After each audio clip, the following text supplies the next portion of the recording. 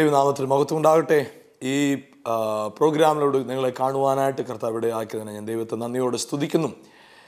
ക്രിസ്മസിൻ്റെ സന്തോഷം ലോകത്തിലെല്ലാം ജനങ്ങളെല്ലാവരും ആഘോഷിക്കുന്ന നാളുകളിലും ഞങ്ങൾ സഭയായിട്ട് നിങ്ങൾക്കെല്ലാവർക്കും, ഈ പ്രോഗ്രാം കാണുന്ന നിങ്ങൾക്കെല്ലാവർക്കും സന്തോഷവും അനുഗ്രഹവും സമൃദ്ധിയും നിറഞ്ഞതായ ഒരു ക്രിസ്മസിനെ ഞങ്ങൾ ആശംസിക്കുന്നു.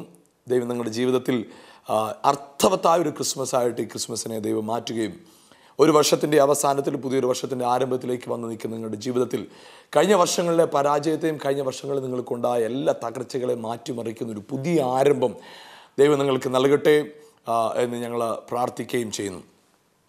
ക്രിസ്മസ് എന്ന് പറയുമ്പോൾ യേശു ക്രിസ്തുവിൻ്റെ ജനനത്തെക്കുറിച്ച് ലോകം ഓർക്കുന്ന ഒരു ദിവസമാണ് ക്രിസ്മസ് ദിവസം എന്ന് പറയുന്നത്. എന്നാൽ എല്ലാ ആഘോഷങ്ങളിലും ഒരു മതപരമായ ചടങ്ങുകളാകട്ടെ, രാഷ്ട്രീയപരമായ ചടങ്ങുകളാകട്ടെ, ഇല്ലെങ്കിൽ ഒരു സാമൂഹികമായ ചടങ്ങുകളാകട്ടെ, എന്തിനും പുറകിലും ഒരു പ്രത്യേക ദിവസത്തേക്ക് വേണ്ടിയാണ് കാര്യങ്ങൾ ക്രമീകരിക്കപ്പെടുന്നതെങ്കിലും അതിന് മുമ്പ് തന്നെ അതിന് ചില പ്രിപ്പറേഷൻസ് കാണാൻ കഴിയും. ആ പ്രിപ്പറേഷൻ എല്ലാം കൂടെ കഴിഞ്ഞിട്ട് സപ്പോസ് നമ്മൾ ഉദാഹരണം പറഞ്ഞാൽ ഡിസംബർ 25 ക്രിസ്മസ്. ഡിസംബർ 25 ക്രിസ്മസ് എന്ന് പറയുമ്പോൾ തന്നെ പല ദേവാലയങ്ങളിലും കാരൽ പ്രോഗ്രാംസിൻ്റെ പ്രാക്ടീസ് ഒരു 2 മാസം മുമ്പ് തന്നെ തുടങ്ങുകയും ഭവനങ്ങൾ സന്ദർശിക്കുകയും ഒക്കെ ചെയ്യും. പലരും അവധികളൊക്കെ നേരത്തെ തന്നെ എടുക്കുകയും അതുപോലെ തന്നെ ഭക്ഷണ കാര്യങ്ങൾ ഒരുമിച്ച് കുടുംബമായിട്ട് ഒരുമിച്ചൊരു സെലിബ്രേഷന് വേണ്ടിയുള്ള ഒരു ഗെറ്റ് ടുഗദറിന് വേണ്ടിയുള്ള കാര്യങ്ങൾ ക്രമീകരിക്കുകയും അതുപോലെ തന്നെ നല്ല വസ്ത്രങ്ങൾ, പുതിയ വസ്ത്രങ്ങൾ വാങ്ങിക്കുക, ആദ്യമായ പല കാര്യങ്ങൾ ചെയ്യാറുണ്ട്. ദേവാലയങ്ങളിലും അതിൻ്റെതായ ക്രമീകരണങ്ങളൊക്കെ ചെയ്യുകയും അതിൻ്റെതായ നിലയിൽ ആ ദിവസത്തെ ഏറ്റവും ഭംഗിയായി ആക്കി തീർക്കാനായിട്ട് മാക്സിമം ശ്രമിക്കാറുണ്ട്. അപ്പോൾ നമുക്ക് കാണാൻ സാധിക്കുന്നത് ആ ഒരു 25-ാം തീയതി ഡിസംബർ 25 വേണ്ടി ക്രമീകരിക്കപ്പെടുന്ന 2-3 മാസങ്ങൾക്ക് മുമ്പ് ആരംഭിക്കുന്നതായ ഒരുക്കങ്ങൾ അത് പല രീതിയിൽ അത് ആളുകൾ ഒരുങ്ങുന്നു, ദേവാലയങ്ങളെ ഒരുക്കുന്നു, ഇല്ലെങ്കിൽ മറ്റു പല കാര്യങ്ങളെ ചെയ്യുന്നു. 25-ാം തീയതി ആ സെലിബ്രേഷൻ എന്ത് കാര്യങ്ങൾ പ്രാക്ടീസ് ചെയ്തോ അല്ലെങ്കിൽ എന്തിനു വേണ്ടി കാര്യങ്ങൾ ഒരുക്കപ്പെട്ടോ അത് ചെയ്ത് തീർന്നു കഴിയുമ്പോൾ, ആ പ്രോഗ്രാം കഴിയുമ്പോൾ അത്രയും നാളും ഉണ്ടായിരുന്ന എക്സൈറ്റ്മെൻ്റ് അങ്ങ് തീർന്നു പോവുക. പിന്നെ ഇനിയിപ്പോൾ അടുത്ത വർഷമാണ് അങ്ങനൊരു എക്സൈറ്റ്മെൻറ്റും ഒരു സന്തോഷം ഉണ്ടാകുന്നത്. എന്നാൽ റിയൽ ആയിട്ട് ക്രിസ്മസ് അങ്ങനെയല്ല.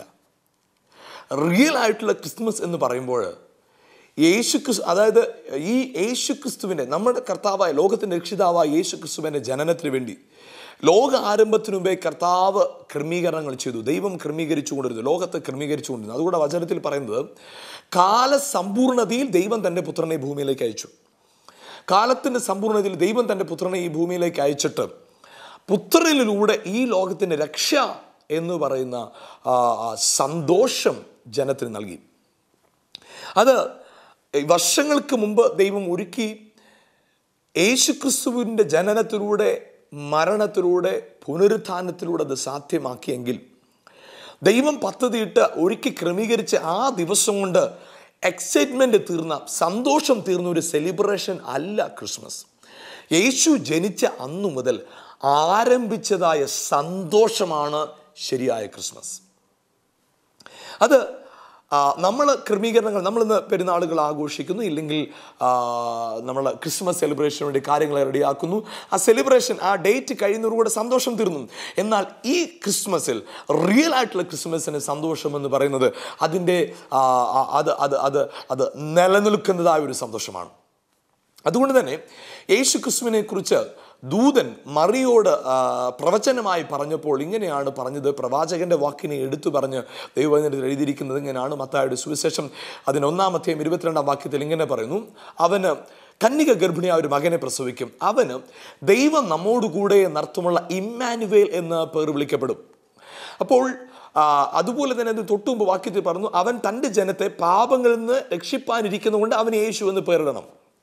അപ്പോൾ യേശുക്രിസ്തു മനുഷ്യനെ, തൻ്റെ ജനത്തെ പാപത്തിൽ നിന്ന് രക്ഷിക്കുക മാത്രമല്ല, പാപത്തിൻ്റെ പരിഹാരം വരുത്തുന്നതോടുകൂടെ പിന്നെയാണ് യഥാർത്ഥമായ ക്രിസ്മസ് ജീവിതത്തിൽ ഉണ്ടാകുന്നത്. എന്താണ് സംഭവിക്കുന്നത്? ദൈവം നമ്മോട് കൂടെ. അതാണ് റിയൽ ആയിട്ടുള്ള ക്രിസ്മസ്. ക്രിസ്മസ് എന്ന് പറയുന്ന ഒരു ദിവസത്തെ കുറിക്കുന്നതല്ല, അത് ജീവിതത്തിൻ്റെ അനുഭവമാണ്. എന്നാൽ ഒരു പ്രത്യേകമായ ദിവസത്തിൽ നമ്മൾ അത് ഓർക്കുന്നു, അത് ഒരു സന്തോഷം നൽകുന്ന കാര്യമാണ്. എന്നാൽ ആ ഒരു ദിവസത്തിൽ ഒതുങ്ങി നിൽക്കുന്നതോ, ആ ഒരു ദിവസത്തിൽ മാത്രം കഴിയുന്ന ഒന്നല്ല, ആ ദിവസത്തെ സെലിബ്രേഷൻ അല്ല ക്രിസ്മസ് എന്ന് പറയുന്നത്. നമ്മുടെ ജീവിതത്തിൽ യേശു ക്രിസ്തു നമ്മുടെ ജീവിതത്തിലേക്ക് വരുമ്പം ദൈവം നമ്മോട് കൂടെയായിത്തീരുന്ന അനുഭവം, അതാണ് ക്രിസ്മസ് എന്ന് പറയുന്നത്. അതുകൊണ്ട് തന്നെ പ്രിയപ്പെട്ടവരെ, ദൈവം ആദാമിനെയും ഹവ്വയെയും ഭൂമിയിൽ സൃഷ്ടിച്ചാക്കിയപ്പോൾ ദൈവം തൻ്റെ സൃഷ്ടിയുടെ പ്രവൃത്തി പൂർത്തീകരിച്ചവനായ ദൈവം ഏഴാം ദിവസം താൻ സ്വസ്ഥമായിരുന്നു എന്ന വചനത്തിൽ കാണുന്നത്. എന്നാൽ പിന്നെ നമുക്ക് കാണാൻ കഴിയുന്നത് അവൻ സ്വസ്ഥമായിരുന്ന ദൈവം എന്നതിനപ്പുറത്ത് അവിടെ കാണാൻ കഴിയുന്ന ഒരു കാര്യം, എല്ലാ ദിവസവും മനുഷ്യനോട് സംസാരിക്കാനായിട്ട് ഇറങ്ങി വരുന്നവനായ ദൈവം. അപ്പോൾ ശരിക്കുമുള്ള ദൈവത്തിൻ്റെ സ്വസ്ഥത എന്തായിരുന്നു? മനുഷ്യൻ്റെ കൂടെ വസിക്കുന്നതായിരുന്നു ദൈവത്തിൻ്റെ സ്വസ്ഥത. അങ്ങനെയാണെങ്കിൽ മനുഷ്യൻ്റെ സ്വസ്ഥത ഏതാണ്? ദൈവത്തിൻ്റെ കൂടെ വസിക്കുന്നതാണ് നമ്മുടെ സ്വസ്ഥത. നിങ്ങളുടെ ജീവിതത്തിൽ ക്രിസ്മസ് അർത്ഥവത്താകണമെങ്കിൽ ദൈവത്തിൻ്റെ കൂടെ വസിക്കണം. ഒരു ദിവസത്തെ സെലിബ്രേഷൻ കൊണ്ട് നിങ്ങൾ ഈ ക്രിസ്മസിനെ മറക്കുകയും ഈ ക്രിസ്മസ് ആഘോഷങ്ങൾ തീരുകയും ചെയ്യുന്നുവെങ്കിൽ അത് ക്രിസ്മസിൻ്റെ യഥാർത്ഥമായ അർത്ഥം നിങ്ങളുടെ ജീവിതത്തിൽ ഉണ്ടാകുന്നില്ല. ക്രിസ്മസിന് യഥാർത്ഥമായ അർത്ഥം നിങ്ങളിൽ ഉണ്ടായിത്തീരണമെങ്കിൽ ദൈവം നിങ്ങളോട് കൂടെ, അതാണ് യഥാർത്ഥമായ സ്വസ്ഥത. അതുകൊണ്ടാണല്ലോ ദൂതഗണങ്ങൾ ഒരുമിച്ച് ആട്ടിൻകൂട്ടത്തിനെ മേയിച്ചുകൊണ്ടിരുന്ന ഇടയന്മാരോട് വന്നു പറഞ്ഞത്, അത്യുന്നതങ്ങളിൽ ദൈവത്തിന് മഹത്വവും ഭൂമിയിൽ ദൈവപ്രസാദമുള്ള മനുഷ്യർ സമാധാനം. അതുകൊണ്ട് തന്നെ യേശുവിനെ കുറിച്ച് യെശയ്യാപ്രവാചന പുസ്തകം 9-ാം വാക്യത്തിൽ ഇങ്ങനെ പറയുന്നു, അവനെക്കുറിച്ച് പറയുന്നു, സമാധാനത്തിന് പ്രഭു. നമ്മുടെ ജീവിതത്തിൽ സമാധാനം ലഭിക്കണമെങ്കിൽ ഒരൊറ്റ മാർഗമേ ഉള്ളൂ, ദൈവത്തോട് കൂടെ വസിക്കുക. അഥവാ നിങ്ങളുടെ ഈ ക്രിസ്മസ് സെലിബ്രേഷൻ നിങ്ങൾ ദൈവത്തോട് കൂടെ ആയിരിക്കണം. നിങ്ങളുടെ ആഘോഷങ്ങളിൽ ഈ ക്രിസ്മസ് സെലിബ്രേഷൻ നിങ്ങളുടെ ഫ്രണ്ട്സിൻ്റെ കൂടെ ഒരുമിച്ച് സന്തോഷിക്കുന്നത് വളരെ നല്ലതാണ്. ഒരുമിച്ച് ഭക്ഷണം കഴിക്കുന്നത് നല്ലതാണ്. കുടുംബം ഒരുമിച്ച് കൂടുന്നത് നല്ലതാണ്. എന്നാൽ അവിടെയെല്ലാം നിങ്ങൾ ദൈവത്തിൻ്റെ സാന്നിധ്യം അവിടെ ഉണ്ടെന്നുള്ള ഉറപ്പ് നിങ്ങൾ വരുത്തിയിരിക്കണം. ദൈവം നമ്മോട് കൂടെ, അതാണ് ക്രിസ്മസ്. അപ്പോൾ ഈ ക്രിസ്മസ്, ഈ നമ്മൾ ആഘോഷിക്കുന്ന ഈ ക്രിസ്മസിൻ്റെ സന്തോഷം, ദൈവത്തിൻ്റെ കൂടെ വസിക്കുക, ദൈവത്തിൻ്റെ കൂടെ ആയിരിക്കുക. നമ്മുടെ ആവശ്യങ്ങളിൽ പ്രിയപ്പെട്ട യെശയ്യാപ്രവാചന പുസ്തകം 41-ാം വാക്യത്തിൽ ഇങ്ങനെ പറയുന്നു, ഭയപ്പെടേണ്ട, ഞാൻ നിൻ്റെ കൂടെയുണ്ട്. ആമേൻ. ദൈവം തന്ന ഏറ്റവും വലിയ വാഗ്ദത്തമാണ് അവൻ നമ്മോട് കൂടെ. ദൈവം നമ്മോട് കൂടെ ഇരിക്കുകയാണ്. പഴയ നിയമത്തിലും പുതിയ നിയമത്തിലും അത് ഒരുപോലെ നമുക്ക് കാണാനായിട്ട് കഴിയും. കർത്താവ് നമുക്ക് ഉറപ്പ് തരുന്നു, ഞാൻ നിങ്ങളുടെ കൂടെയുണ്ട്. യേശുക്രിസ്തു ലോകത്തിൽ നിന്ന് എടുക്കപ്പെട്ട് സ്വർഗാരോഹണം ചെയ്യപ്പെട്ടപ്പോൾ മത്തായിയുടെ സുവിശേഷം 28-ാം അധ്യായത്തിന് 20-ാം വാക്യത്തിൽ യേശു ഇങ്ങനെ പറഞ്ഞു, ഞാനോ ലോകത്തിന്റെ അവസാനത്തോളം എല്ലാ നാളും നിങ്ങളോട് കൂടെയുണ്ട്. അഥവാ പ്രിയപ്പെട്ടവരെ, യേശു ആഗ്രഹിക്കുന്നത് നിങ്ങളിൽ വസിക്കാനാ, നിങ്ങളുടെ കൂടെ വസിക്കാനാ. അതുകൊണ്ട് തന്നെ വെളിപ്പാട് പുസ്തകം 3-ാം അധ്യായത്തിന്റെ 20-ാം വാക്യത്തിൽ ഇങ്ങനെ പറയുന്നു, ഞാൻ വാതിൽക്കൽ നിന്ന് മുട്ടുന്നു, ഒരുവനെ ശബ്ദം കേട്ട് വാതിൽ തുറന്നാൽ ഞാൻ അവനോടും അവൻ എന്നോടും കൂടെ അത്താഴം കഴിക്കും. കർത്താവ് ആഗ്രഹിക്കുന്നത് നിങ്ങളിൽ വസിക്കാനാണ്. ക്രിസ്മസ് അർത്ഥവത്താകുന്നത് നിങ്ങളുടെ സെലിബ്രേഷൻ കൊണ്ടല്ല. ക്രിസ്മസ് അർത്ഥവത്താകുന്നത് നിങ്ങളുടെ ഹൃദയത്തിൽ യേശു വന്ന് വസിക്കുമ്പോഴാണ്.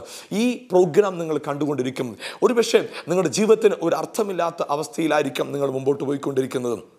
ഒരുപക്ഷെ നിങ്ങളുടെ ജീവിതത്തിൽ പലവിധമായ ചോദ്യങ്ങളുടെ മുമ്പിലായിരിക്കും ഒരുപക്ഷെ നിങ്ങൾ നിൽക്കുന്നത്.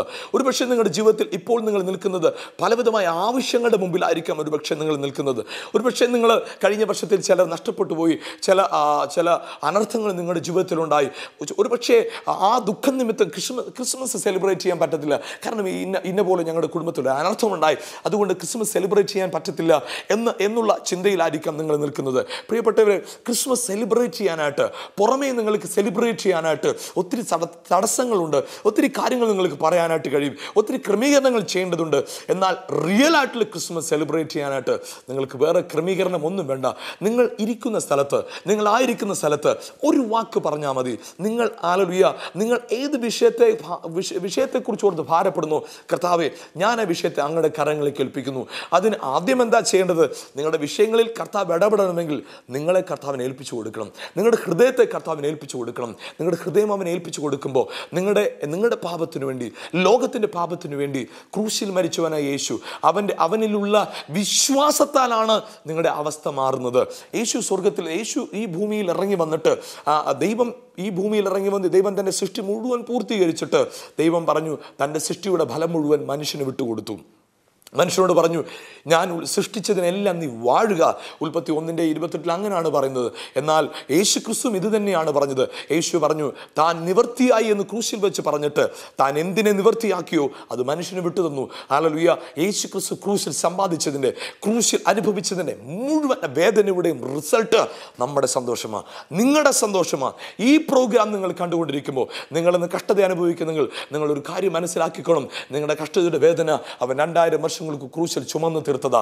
ക്രിസ്മസ് അർത്ഥവത്താക്കി തീരാനായിട്ട് നിങ്ങളുടെ ശരീരത്തിൽ രോഗമുണ്ടെങ്കിൽ നിങ്ങളൊരു കാര്യം മനസ്സിലാക്കണം. ഏശയ്യാവ് 53 പറയുന്നു, അവൻ അടിപ്പിണരാൽ നിങ്ങൾക്ക് സൗഖ്യം വന്നിരിക്കുക. നിങ്ങൾ വിശ്വസിക്കുന്നെങ്കിൽ നിങ്ങളുടെ കർത്താവിൻ്റെ അടിപ്പിണര് നിങ്ങൾക്ക് സൗഖ്യം വരുത്തുന്നതാ. ക്രിസ്മസ് എങ്ങനെ അർത്ഥവത്താകുന്നത്? ക്രിസ്തു നിങ്ങളിൽ വരുമ്പോഴാണ്.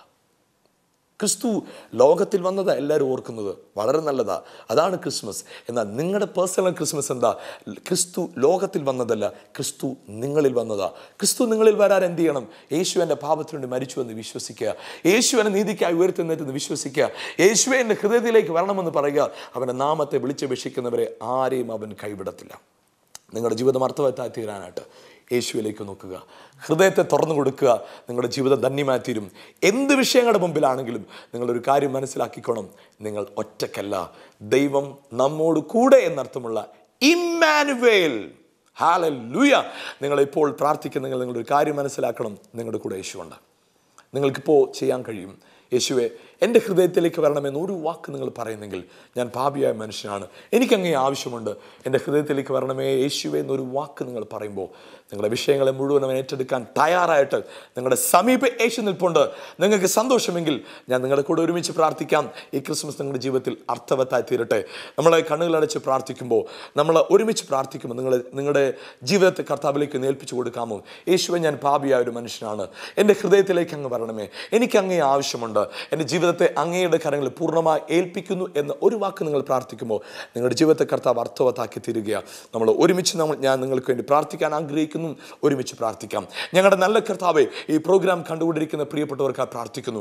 അങ്ങ് ഈ ഭൂമിയിലേക്ക് വന്ന ക്രിസ്മസ് ലോകം മുഴുവൻ ആഘോഷിക്കുമ്പോൾ കർത്താവേ, ഈ പ്രോഗ്രാം കണ്ടുകൊണ്ടിരിക്കുന്ന വ്യക്തി തന്നിലേക്ക് യേശു വരുന്നതിൻ്റെ ആ ക്രിസ്മസിന് സന്തോഷം അനുഭവിക്കാനായിട്ട് ഹൃദയങ്ങളെ തുറന്നു കൊടുക്കുവാനിടയാക്കണം. കർത്താവേ, ആരൊക്കെ ഒരുമിച്ച് ഈ പ്രോഗ്രാം കാണുകയും പ്രാർത്ഥിക്കുകയും ചെയ്യുന്നു അവർക്ക് വേണ്ടി ഞാൻ പ്രാർത്ഥിക്കുന്നു. യേശുവിൻ്റെ നാമത്തിൽ അവരുടെ രോഗക്കിടക്കകൾ മാറട്ടെ കർത്താവേ. വർഷങ്ങളായി അവർ അനുഭവിക്കുന്ന അലർജിക് രോഗങ്ങൾ, ആസ്മാറ്റിക് രോഗങ്ങൾ യേശുവിൻ്റെ നാമത്തിൽ സൗഖ്യമാകട്ടെ കർത്താവേ. ആർത്രൈറ്റിസ് യേശുവിൻ്റെ നാമത്തിൽ ഹീലാകട്ടെ. കഴിഞ്ഞ വർഷങ്ങളിൽ ഹല്ലേലൂയ വിരഹ ദുഃഖങ്ങൾ, പലരും ലോകത്തുനിന്ന് മാറ്റപ്പെട്ടതിന്, പ്രിയപ്പെട്ടവർ ലോകത്തുനിന്ന് മാറ്റപ്പെട്ടതിന് ദുഃഖം അനുഭവിക്കുന്നവർക്ക് പ്രാർത്ഥിക്കുന്നു. യേശുവിൻ്റെ നാമത്തിൽ അവരുടെ മനസ്സിൽ നിന്ന് ഭാരങ്ങൾ മാറിപ്പോകട്ടെ കർത്താവേ. ഹല്ലേലൂയ ജീവിതത്തിൽ പല കുഞ്ഞുങ്ങളുടെ വിവാഹം നടക്കാതെയും വിവാഹമായി കുഞ്ഞുങ്ങളില്ലാതെയും ഭാരപ്പെടുന്നവർ ഓർത്ത് പ്രാർത്ഥിക്കുന്നു കർത്താവേ. ഒരു അത്ഭുതം അവരുടെ ജീവിതത്തിൽ ചെയ്താട്ട് അവർ പ്രവേശിക്കുന്ന പുതിയ വർഷം ഏറ്റവും അനുഗ്രഹമായി തീരട്ടെ കർത്താവേ. ഞങ്ങൾ വിശ്വസിക്കുന്നു അങ്ങ് ഞങ്ങളുടെ കൂടെയുണ്ട്, അതാണ് ഞങ്ങളുടെ ഏറ്റവും വലിയ സന്തോഷം. ആ സന്തോഷത്തിൽ ഇവർ നിൽപ്പാൻ സഹായിക്കണം യേശുവിൻ്റെ നാമത്തിൽ കർത്താവേ. ഞങ്ങൾ സഭയായി ഈ പ്രിയപ്പെട്ടവരെ അനുഗ്രഹിച്ച് പ്രാർത്ഥിക്കുന്നു. എല്ലാ നന്മകളാലും നിറയ്ക്കണമേ യേശുവിൻ നാമത്തിൽ തന്നെ പിതാവേ. ആമേൻ, ആമേൻ. ദൈവം നിങ്ങളെ അനുഗ്രഹിക്കട്ടെ. ഈ ക്രിസ്മസ് നിങ്ങളുടെ ജീവിതത്തിൽ യേശു നിങ്ങളുടെ ജീവിതത്തിൽ വന്നതിൻ്റെ സന്തോഷമായി തീരുകയും ഈ ക്രിസ്മസിൻ്റെ സകല സൗഭാഗ്യങ്ങളും സകല അനുഗ്രഹങ്ങളും ഈ വചനത്തിൽ പറഞ്ഞ എല്ലാ പ്രോമിസും നിങ്ങളുടെ ജീവിതത്തിൽ ഫുൾഫിൽ ആകട്ടെ എന്ന് നിങ്ങൾ ആശംസിക്കുന്നു, അനുഗ്രഹിക്കുന്നു. ദൈവം നിങ്ങളെ ഓരോരുത്തരെയും അനുഗ്രഹിക്കുമാറാകട്ടെ. ആമേൻ.